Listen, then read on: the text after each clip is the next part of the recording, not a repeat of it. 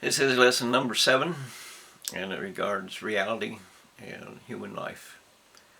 And the difference between reality and human life is that reality is determined by truth, and human life is determined by want. And they are not the same. So we need to understand what truth decides, because that is going to determine our world, and that's going to determine our future, and that's going to be what is in fact the realities of what we face. So truth is extremely important to us. Every truth has a consequence, and only truth survives.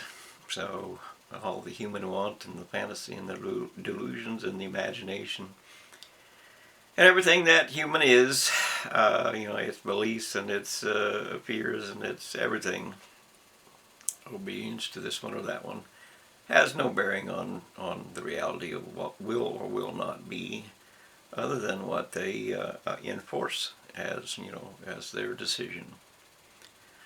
So your decision matters. How you fight for this world or let it die matters. Even you, because 8.2 billion people, which is the basic population of this planet at the moment, so they say, has a voice. All of us together cannot be discarded at once. And of course there are people who want power over us all and expect to take power with weapons and fear that they create. So it is absolutely important to understand what fear is, and fear is of course the reason or the reality of punishment or a pain that you don't want to endure. And who does? Nobody does. Consequently, we try to avoid that, but in the end, our planet today is facing extinction. If you look at the evidence, and we stand on the abyss, and you can see the depth of where we go if we fail ourselves. We have certainly failed this earth. We have certainly failed life by letting universities mutilate genetics. Genetics are a quadrillion times a quadrillion times a quadrillion bits of information in a microscope, because you can't see it with your eye. Universities tell you that evolution is what created life, but of course that just the only purpose there is so that they can play God, and that makes them a terrorist and a traitor and a thief, because they steal from us everything in this USA particularly that we need to survive. They created $102 trillion worth of debt and counterfeited $635 trillion worth of money so they could do whatever they wanted, to build whatever toy they wanted, to be apart from society itself, and just plain kill us all because they want to play God. Like everybody who wants power wants to do. Power is a judgment. Power is a hate. Power is this and that and all the things that we don't need. If instead of war, we need to separate hate out. We need to let hate fight hate. You just go over there and fight among yourselves, kind of thing. And we can do that with world law, and of course law is our only solution. There is no other solution. The future is dead without law. The future is extinct without law. And war is the end of law. War makes chaos the ruler. And chaos, of course, is not law. There's nothing about chaos that is law. It takes anything and everything that is complex and turns into the simplest possible denominator, so that there cannot be law. Until, of course, men get tired of being killed or killing each other and being mutilated, and tired of starving and thirsting to death and so on. Then they quit for a while, but they always go back to it, because in the end they make life a game, and in that game you get to be a winner or a loser, because that's what you believe. Belief again is determined by want, And belief is that, I can be the winner or I can be the loser, but you can't be a winner without making somebody else a loser, and so therefore they're unhappy. And they start gambling. And then they start hating. And then there's war and crime and all the rest, because you let them play games with your life. Or you didn't stop them from playing games. And what, of course, is the method of stopping someone from playing a game they want to play? And the answer to that is reality. So truth decides whether or not we have a future. And the evidence says that there is no future for the young. The evidence says that your elders decided that you can pay for what they did. The elders decided that you can destroy yourselves. You can assassinate yourselves because they assassinated you by removing all the resources you need to survive. So in over 50 years of time, when I confronted them, the adults wanted greed more than anything else, and the children wanted greed more than anything else. And do you not want everything you want?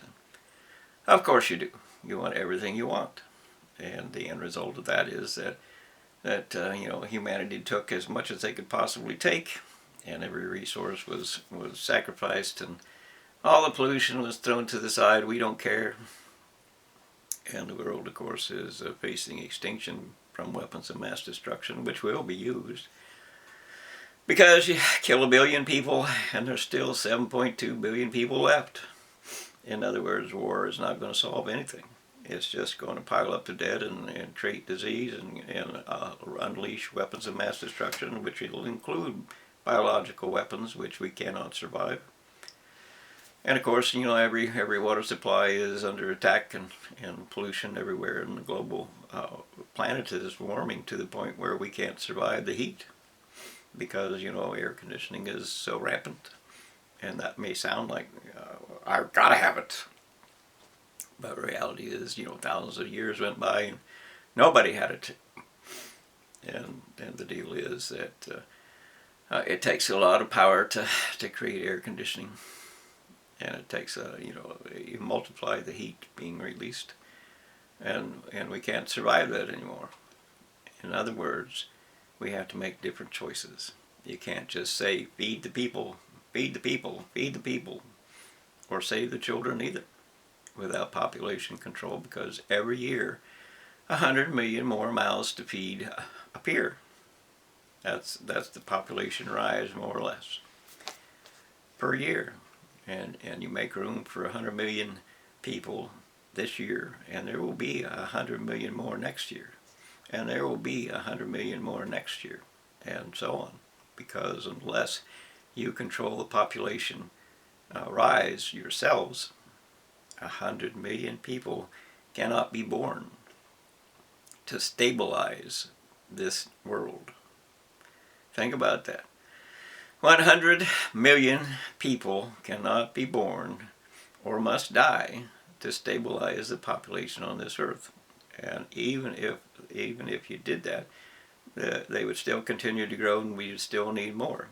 Our population, by the numbers, are basically we each stand on 1 acre of agricultural land. And of course, the oceans have all been massacred to a great extent, and the habitat of everything that is alive besides us is basically gone, and all the chains of life are under attack. And those who think they're going to hunt to survive are just kidding themselves, because there's not enough wildlife in this world to feed this human population for a week. It wouldn't happen. And for that matter, there's not a lot left in the ocean to feed this world either. We have to make different decisions. We have to do different things. Part of that is that no more burning corpses up. You can't use the heat, or you can't use the oxygen. You can't use the resources to do that. And we need to feed the ocean so that the ocean can feed us. In other words, when humans die, we need to turn them into fish food. ocean fish food because we don't want to use that here. It's not a good idea, but we can use it out to sea. That would be in particularly good taste or a good decision because we need to feed the ocean so the ocean can feed us. They need it because we have destroyed everything they need. There's 80% of the coral reefs are gone, I think it is, something like that. And the coastlines are wrecked and ruined and ravaged and polluted and everything else. So it's up to our humanity, it's up to the young to say we must do things different. And we have to do that by law. You can't do that by war. You can't do that with weapons. You have to do that in this United States with redress of grievances. That means that we want a courtroom as a world, as a nation, to identify what is or is not true. Nobody gets to believe whatever they want to believe. That just isn't real.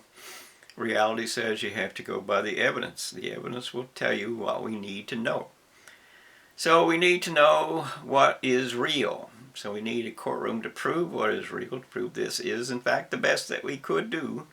And we need to judge for ourselves what is in fact real. What is the price of being wrong? And who has been lying to us? Because, like COVID, they created the evidence to shove down your throat. And part of that, of course, is that face mask would help you some, but that's not true. They say viruses are the most prolific organism on the planet. They outnumber us completely, by extremes. In other words, you can't keep them all out. Your body either has the immunity to keep them out, to destroy them when they come in, or it doesn't. And the face mask isn't small enough to hold a virus out. A virus is much smaller than the holes or the fabric or whatever it is you're using to keep them out. It's not going to work. It doesn't work. And if they accumulate on your face mask, then you just rub your hand into it, or rub it around your purse or your desk or whatever it is, and then you pick it back up and you spread it around. A face mask is a complete. It's like the 50s when they say hide under a school desk to stop an atomic explosion. It's not going to work. Nor is anything else that university does, basically. They've created poisons, they've created robot armies, and those robot armies are real today, as are the biological weapons that they intend to release upon us. Because, there is a point where there's absolutely no food left, no water left, as is currently happening, and there is no future. And that means that cannibalism will occur. That means that the children will be, ate first. That means that your world will disintegrate before your eyes. We absolutely must have law to enforce the fact that we have to have order to survive. We cannot survive what has been done. We cannot. We cannot survive leaders that cross the borders and go to war. We cannot do that. We have to have world law. We have to have law in order to survive. Our planet is failing. Every chain of life that builds the life that we eat living things. And today, 8.2 billion people, multiply that by one pound of food a day, and then multiply that by 365 days a year, and it's almost 3 trillion pounds of food a year, living the life that we eat. And you can't, eat only plants and survive, and you can't just eat the ocean, and we have destroyed practically everything, and we're out the very last end of before we eat the seed that is for next year's crop. And of course the insanity of humanity is to mutilate plant life and mutilate everything, and try to bring the sun, same fire as on the sun, here to life, so that we don't have to stop doing what you want to do. Well, that's not going to work. You have to stop doing what you want to do. And when they ignite a nuclear fire here on this planet, it means to burn atoms. And this is a planet made out of atoms, which means it's made out of fuel. So if you ignite the fuel on fire, what do you think is going to happen? Will it not be exactly like the sun? You can see the sun out there. You can feel the sun here from 94 million miles away. We know the radiation will melt you. There is no possibility that this is a good plan. There is no possibility that university leadership has done anything but betray us. There is none. And while they may say that, computers and the internet have aided something, it's also here to destroy us because, without computers and the internet and what have you, there is no such thing as genetic and all the things that they do for physics and all of the terrible things that exist. We have to find what we need. What a